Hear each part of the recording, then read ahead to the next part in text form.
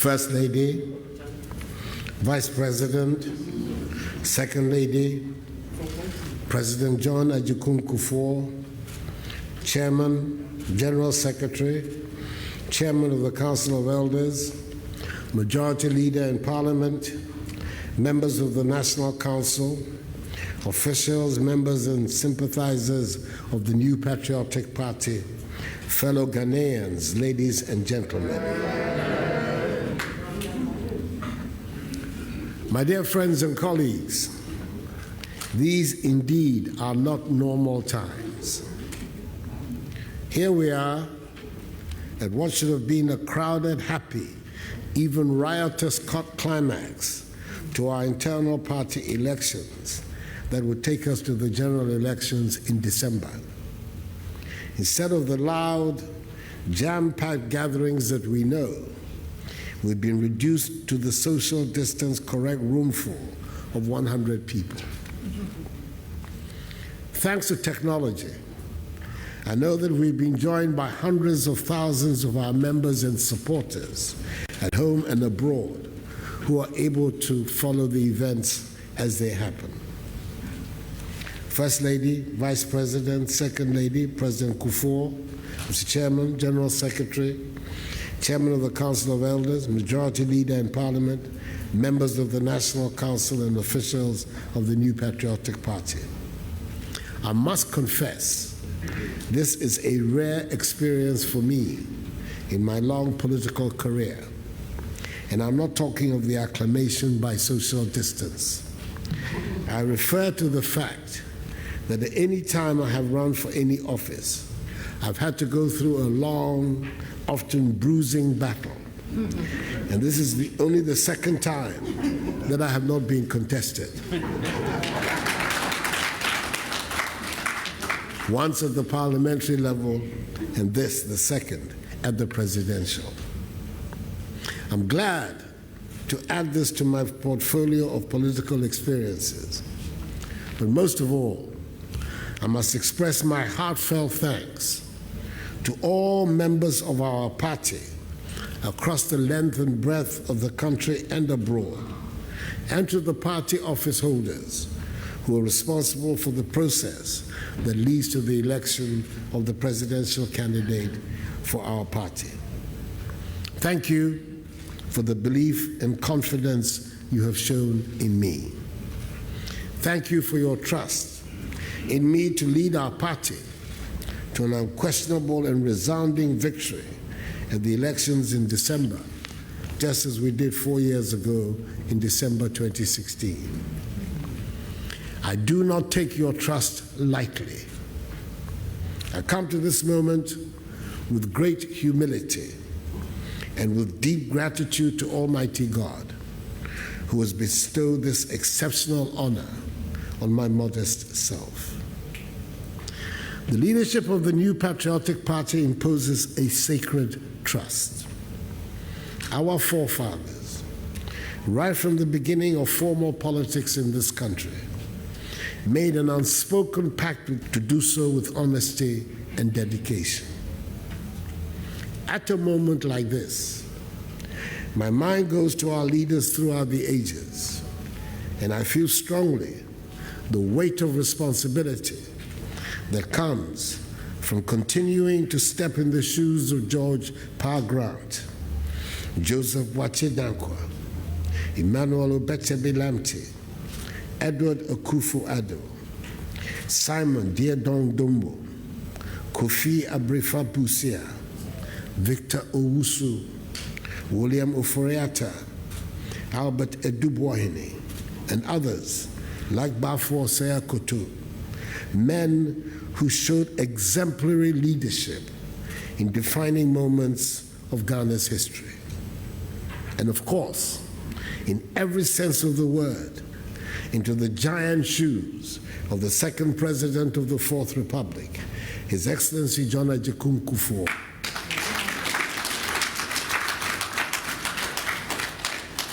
whose outstanding tenure took Ghana to a whole new level.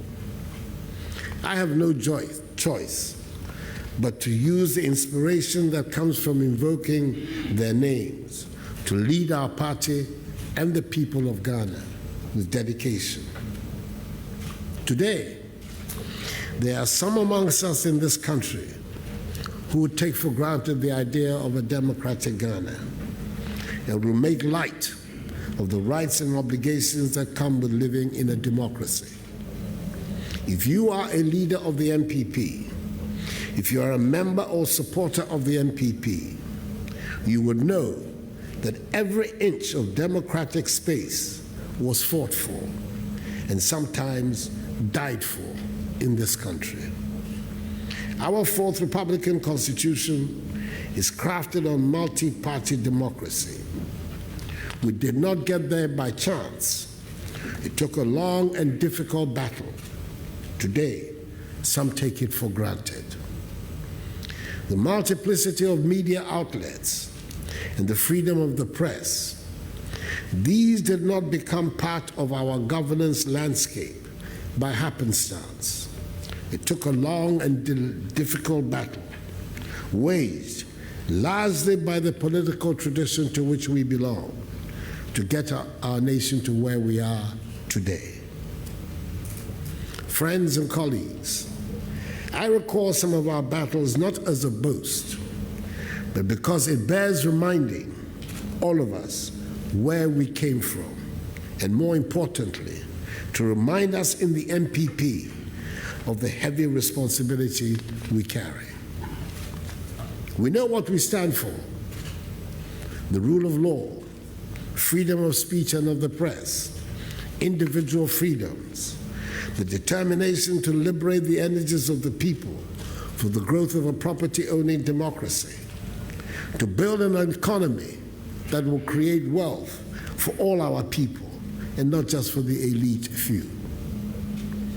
I need to remind everybody that ours has been the only political tradition in this country that has espoused the development of the country and of the individual as part of our foundational beliefs. Hence our motto, development in freedom. Whenever we've had the opportunity to govern, we've been guided by these long-held principles. That is who we are. We have been consistent. It is in our DNA, and we dare not and would not stray from them.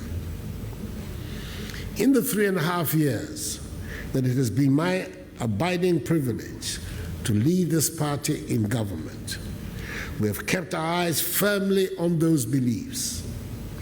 All our flagship programs are rooted in the effort to liberate the energies of the people, to grow an economy of which all the people can be part. In spite of the truly abysmal state in which we found the economy of Ghana in January 2017, we can be proud of what we have been able to achieve in the past 3.5 years. We're not there yet.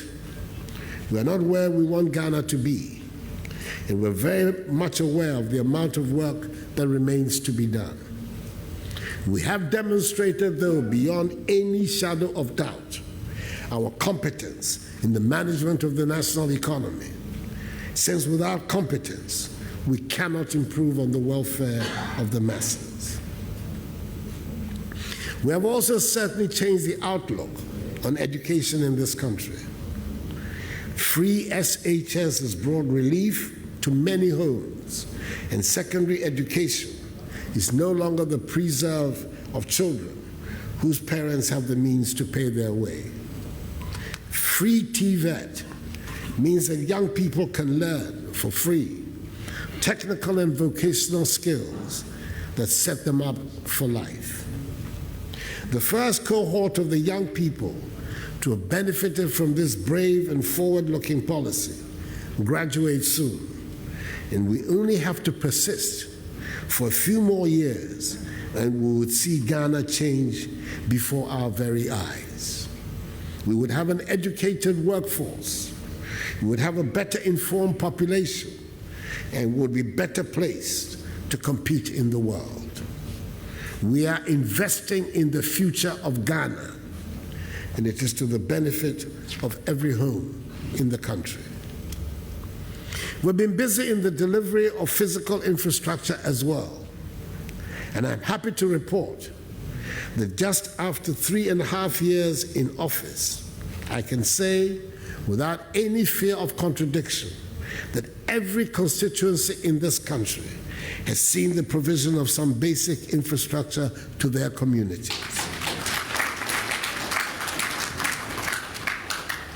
In other words, we have not limited the construction and building of infrastructure to the cities, but our towns and villages are seeing development as well, because we do not believe in leaving any community out of the development program of Ghana. The provision of water, toilets, warehouses to store agricultural produce are all helping to improve the look of the rural areas of our country. We have not stopped at water for all and toilet for all. We are pursuing infrastructure for all. Our approach is different. We owe it to Ghana to be different. The huge investments we're making in agriculture mean Ghana will soon be a self-sufficient nation in food production. The need to be self-sufficient has been demonstrated dramatically in this most trying year for the whole world. The arrival of the novel coronavirus has taught all of us that we have to be self-reliant, which has been my mantra since I took office in advocating the objective of a Ghana beyond aid. The pandemic has emphasized the fact that living on edge, living on a day-to-day economy, is too precarious, and we all must have some buffer of protection in all aspects of our lives. The pandemic has also brought out some of the best in the Ghanaian, and I have been touched by the sense of community that many people have displayed in looking out for each other. Unfortunately, the pandemic has also exposed some very unpleasant aspects of our lives. Some of these difficulties, like the lack of adequate health infrastructure, the government is determined to do something about it as quickly as possible. We are embarking on a vigorous hospital building project aimed at making sure all parts of the country are adequately provided. The pandemic has also showed all of us the important role of good leadership in the management of the affairs of human beings. There are no hiding places when a pandemic is abroad. I thank the Almighty that I've had a hard-working team to support me as we have grappled with the management of the virus in our country since March. We did not plan for this unthinkable crisis, but we did prepare our economy well for tougher times, and we can build it stronger for you, the Ghanaian people, when this is all over. My dear friends and colleagues, this past weekend, our party came to the end of the processes that we have to go through to prepare for the elections in December, with the primaries in constituencies where we have sitting MPs. Unfortunately, in our enthusiasm and sheer unbridled joy, we broke some of the COVID-19 safety protocols. It should not happen again. I congratulate all those who came out winners and have got the opportunity to represent our party at the elections in December. As always happens during elections, there were losers. Many of these people are important personalities in our party and are playing critical roles in Parliament, as are all the others. But those of us in politics know that these things happen.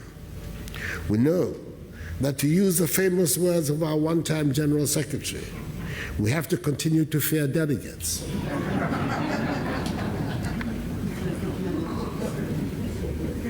But we will remain firm in our belief that losing one election cannot and does not mean the end of your political life. I am a living example.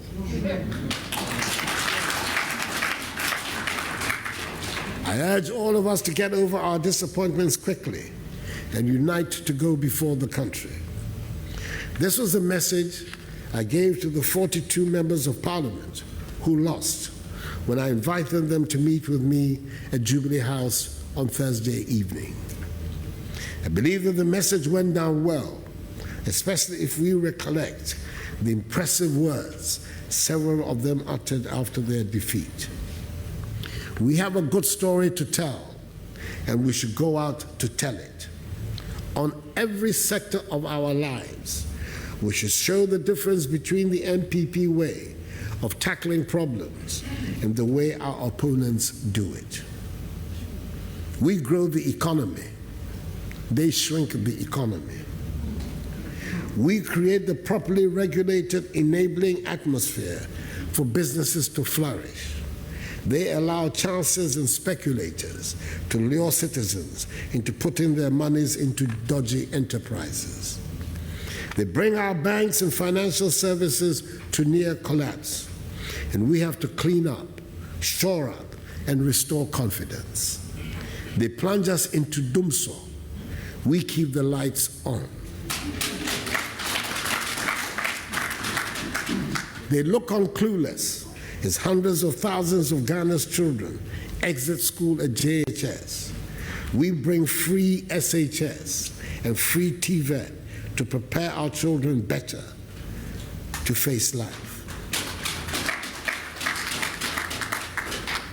They resort to crude language when faced with difficult arguments. We raise the level of public discourse.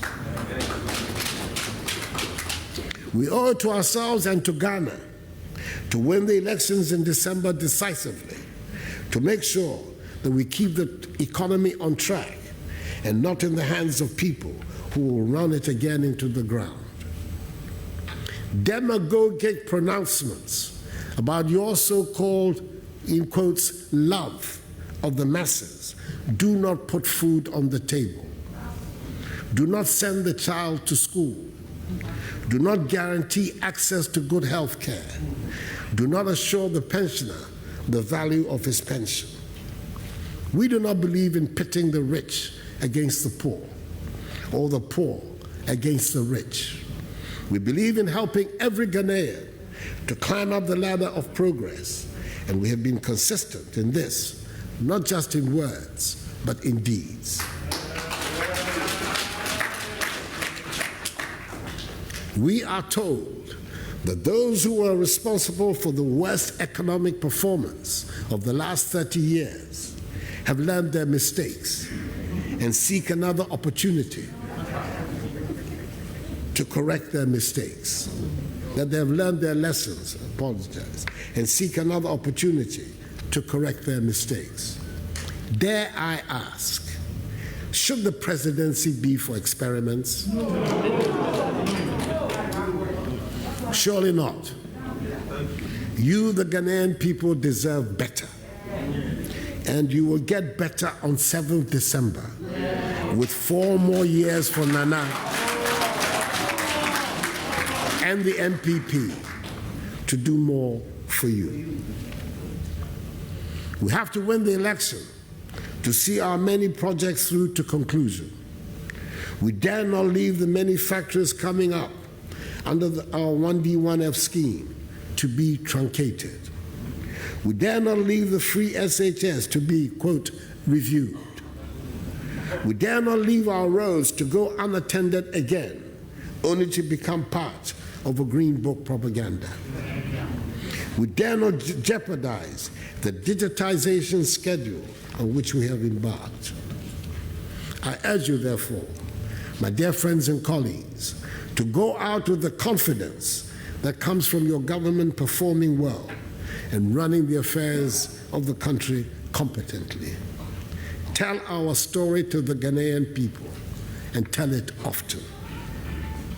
Last Thursday, the Supreme Court, presided over by the Chief Justice, by a unanimous decision of the 7-member panel, settled all the issues surrounding the voters' register and affirmed the right of the Electoral Commission to proceed with the compilation of a new register in accordance with the provisions of Constitutional Instrument CI 126. The road has now been cleared for the Electoral Commission to proceed. I am calling on every member and sympathizer of the New Patriotic Party, and indeed on all eligible Ghanaians, no matter what party they belong to, if any, to go out and register so they can exercise their civic responsibilities on 7th December 2020 to elect a government of their choice in a free, fair, peaceful, and transparent election. The pandemic notwithstanding, we have to strengthen Ghanaian democracy. The December 2020 presidential race represents probably the clearest of choices ever for the Ghanaian people to make. And why do I say so? It is because 2020 is between the current president and the president who was voted out in the last contest. It is about leadership. It is about integrity. It is about the performances of the two men when given the opportunity by the Ghanaian people to lead. It is about measuring records against promises. It is about which of the two leaders has shown in office that he knows how to manage the economy. It is about which of the two leaders you, the voter, can trust to deliver.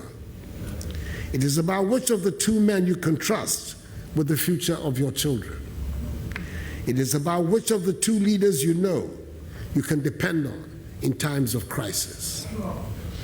It is about which of the two leaders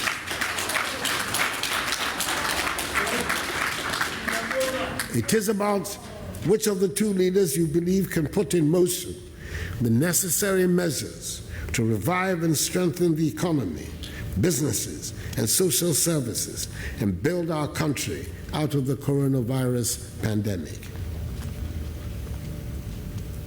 I am of the firm conviction that this nation, the Black Star of Africa, is on the brink of a decisive step into a brighter future, which will deliver progress and prosperity to all the peoples of our country. A united NPP, working under my leadership, in tandem with my brilliant, resourceful, four-time running mate, Vice President Alhaji Mahamadou Bawumia, who has just been resoundingly acclaimed by the National Council, the man who consistently sends alarm and shivers down the spine of our opponents, can in all humility lead Ghana and the Ghanaian people to take this giant step forward. Let us work hard together for a great victory on 7th December 2020 and embrace the future and our destiny with confidence. 4 more years for Nana and the NPP to do more for you. Kukurudu, Esi, Esi. The battle is still the Lord's. Good luck to us all, and may God bless the New Patriotic Party and our nation, Ghana, and make her great and strong. Thank you.